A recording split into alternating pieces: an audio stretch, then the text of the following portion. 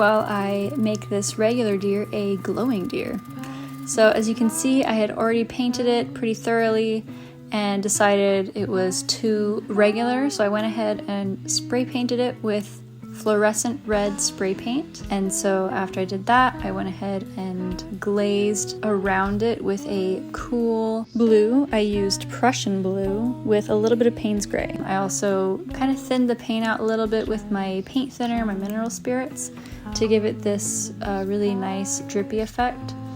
And it's not quite dripping because I have a texture paste on the canvas that's very thirsty, so it's giving kind of more of a, not necessarily a drip, but more of like a waterfall look, which I really like. So after I kind of painted in the background, got it nice and dark, so there's a lot more contrast between the background and the deer, I went ahead and started adding in the darks on the deer. And I used, instead of using the darkest dark on the shadows, I went for a lighter purple. I think I used quinacridone violet. I wanted the deer to look like it was glowing from the inside. So after I got in the shadows, I kind of started putting in the midtones. Again, staying with the pink/red color theme. One way you can have a lot more fun with color while still keeping a sort of air of realism is simply by keeping the values the same. So matching the values really helps if you make your source black and white, and then you can put whatever colors you want. So that's what I did here.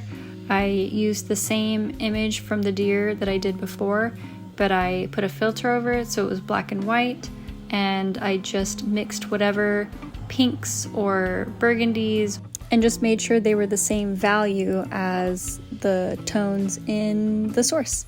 And I also didn't cover the whole deer with oil paint.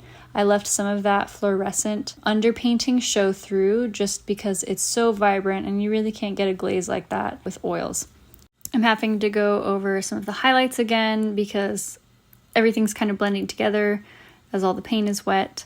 Gotta love oil paints.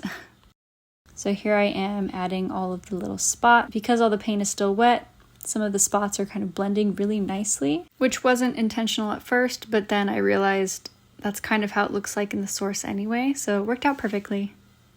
And that's pretty much it. Here's a close-up. I love seeing the fluorescent show through to the very end. What do you guys think about this process? Let me know in the comments. And as always, thanks for watching. And go ahead and like and subscribe if you want to see more of these videos in the future.